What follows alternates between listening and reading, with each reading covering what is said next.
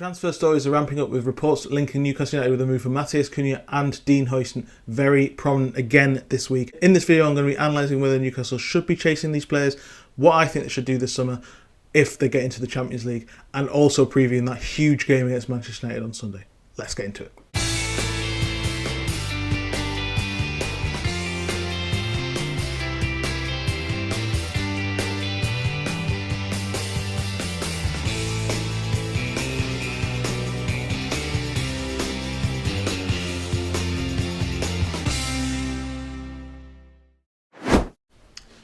Hello and welcome back to another episode. Before we get going on this video, please don't forget to like, share and subscribe.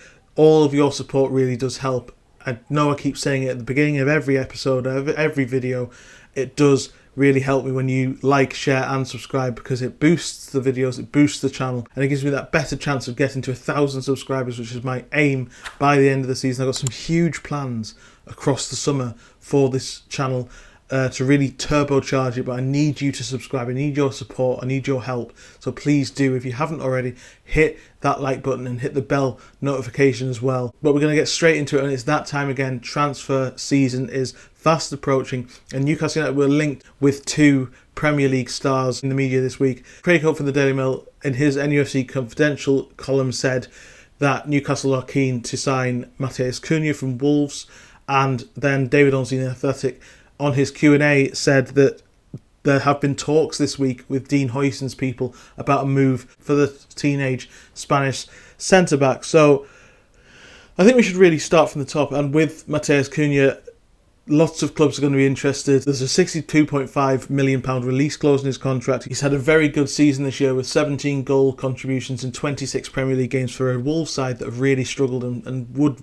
almost certainly have been deeper in relegation trouble without him scoring those goals and leading the line. And he's done a really good job. And Newcastle are, not alone in liking him. And obviously he's really impressed in time at Wolves. But for me, this isn't the deal that Newcastle should be doing, because fundamentally, and same for Huijsen as well, just as a spoiler, which I've said before, I think Newcastle need to be looking a little bit smarter with their money this year. Yes, PSR isn't going to be a straitjacket in the way it has been previously. They're not under pressure to sell before June 30 as far as we know, and they can really attack the window. But £112 million on two players who aren't currently playing Champions League football, yes, they are certainly good enough to do that, but I think when you're looking at paying that amount of money, that's the realm of Tonali and Isak in Newcastle's previous spending. And with PSR, as I say, it's not going to be a straitjacket, but Newcastle previously have got into trouble because they've maxed out in a couple of summers, and then they found themselves in difficulty down the line. If you do that this summer and then don't get into the Champions League next season, then you might be back straight into the difficulty of having to sell somebody again. So I think Newcastle should be wary of spending too big on individual players this summer. And yes, Cunha's been impressive, but £62.5 million for a player, and he's 25 and he's extreme. I understand that Newcastle really do like his versatility. He can play in either side. He can play number 10, number 8, and as a central striker effectively, but he predominantly is a central striker. He's not an out-and-out number 9, but he likes to play in the middle. He isn't a wide player. He's a central player who can play out wide. And I think that's why Newcastle should maybe look a little bit further afield, because I think if Newcastle are going to strengthen an attack, they need to strengthen on that right-hand side with a bona fide right-hand side player, with somebody who can come in and guarantee that right-hand side is taken care of, with a specialist who can maybe operate in other situations. So like Brian Mbeumo for me, who is a year younger than Cunha and about £10 million cheaper by the sounds of it. He would be a better alternative for me, because he comes in and starts on that right hand side, and he really does feel like he'd slot into Eddie Howe's side. Whereas yes, I understand Cunha has a lot of versatility, and that is absolutely loved by Eddie Howe, and it's going to be crucial across the season, especially if they're in the Champions League, and we've seen last season with the number of games and all that sort of thing. So somebody who can come in and take the load off a bunch of positions makes a lot of sense. But it needs to be somebody who starts on that right-hand side, in my opinion. Somebody who comes in and makes sure that the right-hand side is taken care of in the same way that Gordon does on the left and Isak does up front and Tonali does in the midfield. Somebody who's a bona fide player in that position, because it's not been strengthened since the takeover. And yes, Jacob Murphy and Miguel Almiron, as we've spoken about on this channel, have done really well at different points in statistically keeping up the output from that side. Almiron didn't last and was sold, and Murphy is 30 years old and doesn't feel like he's going to be a long-term solution there either. So there needs to be somebody who comes in and solves that problem straight away. And Cunha, okay, he can play on the right-hand side, but he prefers to play down the middle. He prefers to play elsewhere. I think they need a specialist on that side. And he's had a great season, don't get me wrong. A couple of questions about his attitude, which I'm not too worried about personally, but he hasn't pulled up trees in the past at Leipzig, at Atletico Madrid, at Hertha Berlin particularly.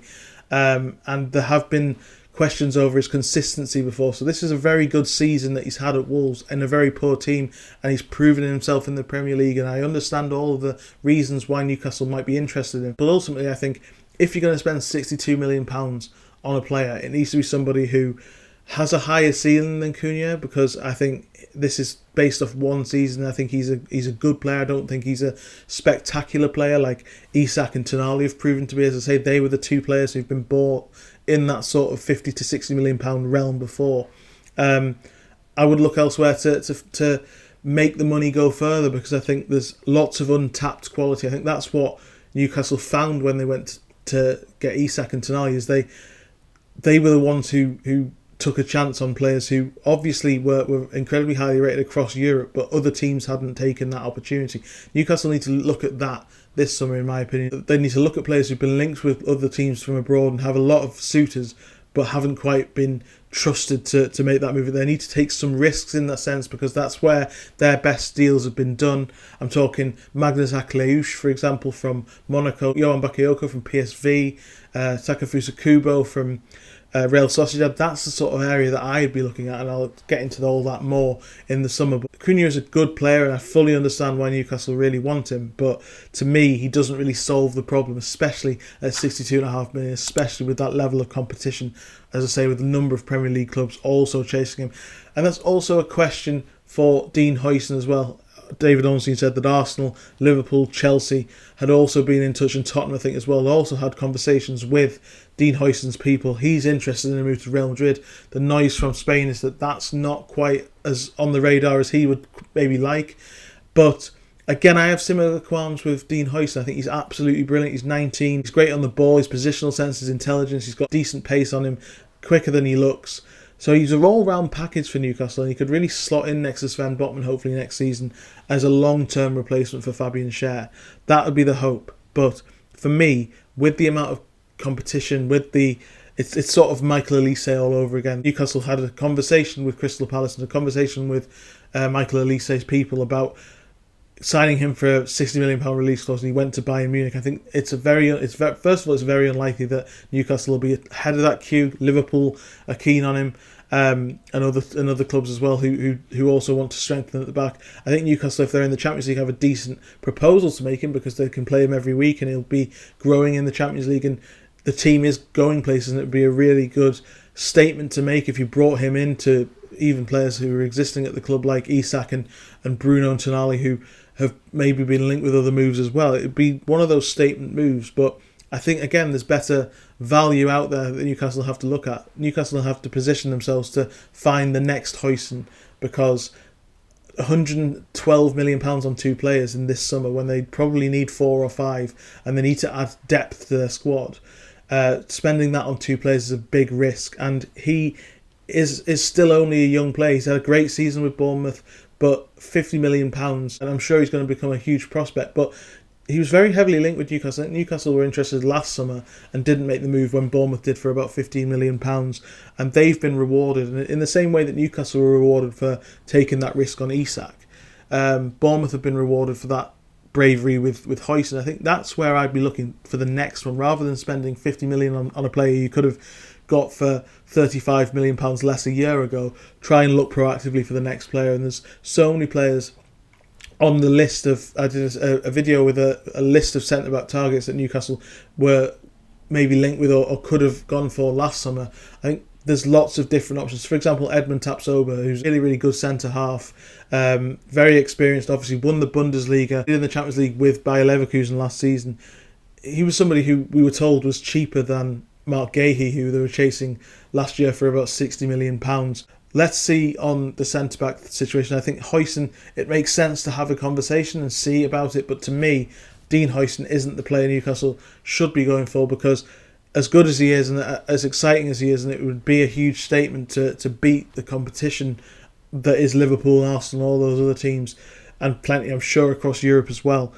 It just doesn't make financial sense. If you look at what Newcastle have done in the past, they've spent big on 3 or 4 players. They spent £150 million a couple of transfer windows ago, and in a few games that season we were asking the question, should they have spent it a little bit differently on more depth? Obviously, I think they've been proven right since, but I think Newcastle have a right midfielder to get, a centre-back to get, and maybe a couple of other positions to add depth to the squad. So spending £112 million on 2 players who have had good seasons but haven't been consistent over a number of years for different reasons. Cunha obviously has been a bit of a journeyman through Europe and sort of settled on Wolves, had a difficult start but really taken to that this season. Personally, I don't think that's the level you should be rewarding with a £60 million signing in Newcastle's position.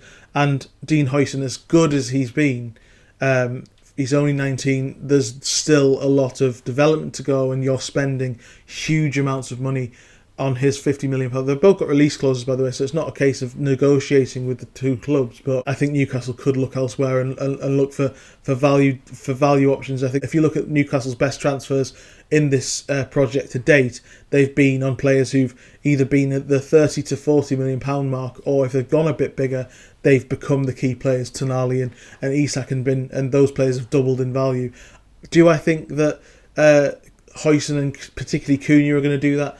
No, not for me. So that's why I would personally look elsewhere. But there's plenty of time to go. It's only April. We've got months and months of this stuff to go. This is the very first sort of touch upon of the transfer scenario. There'll be lots more videos to come over the next few weeks and months. So please do, as I say, subscribe to the channel for more of those. And there's going to be much more updates on how that's going to come to your ears and to your eyes over the next few months as well. When I sort of figure out how I'm going to approach the summer. But for me, early signs that Newcastle are chasing good players, and it makes a lot of sense that they're in the market. But we've spoken before about this sort of premium price you're paying for Premier League proven players, and in my mind, they should look elsewhere for more value. That's what I've been saying consistently on this channel. That's what I said last summer when they were too busy being bogged down by the move for Gahey. Personally, I think they should look elsewhere, but plenty more of that to come. And a quick preview of the game on Sunday against Manchester United. I think this is going to be a little bit more difficult than lots of people like to think. Man United's form has sort of slightly turned around. They've not been amazing, but they've been a little bit better. They've only lost 1 game, I think 9 games, which was against Nottingham Forest, and that was a narrow defeat. If Newcastle start quickly, they should win the game. I think that's absolutely true. All the same things of what Newcastle need to do in this game to win it, but be a bit aware of what Manchester United are and what they've become a little bit in recent weeks. It could be a little bit difficult if they don't. It's not really about the performance again for me. It's about the result. It's about the fact that Newcastle need to keep ticking over and getting the results. But for me, the best way to get the result is to start quickly. The blueprint of beating Manchester United is actually on the Amazon documentary from a couple of years ago when Eddie Howe sort of pinned Erik ten Hag's face on a dartboard almost metaphorically before the game and said, this is what the manager said. If they want a quick game, let's give it to them. And that's what Newcastle United need to do from the very start. I think they need to be a little bit more proactive than they were against Brentford. There were spells of that Brentford game, I thought, where it was a bit of a lull and Brentford gained a little bit of control and looked a little bit dangerous on the counter-attack. Leicester was a complete anomaly. The game was done by 3 minutes into it, looking back. So they need to be at it from the very start. Isak's trained all week. He should be fit. Anthony Gordon is a late check because he's just begun to train. Eddie Howe is also a late check because he has been ill this week. Jason Tindall did the press conference this morning, but he should be fine for Sunday. I'll be at St James's Park as well to bring you a video from pitchside after the game on Sunday night. Thanks so much for joining me. Like, share and subscribe for more Newcastle United and more transfer content over the next few weeks and months, as I say, and I'll see you next time. Cheers.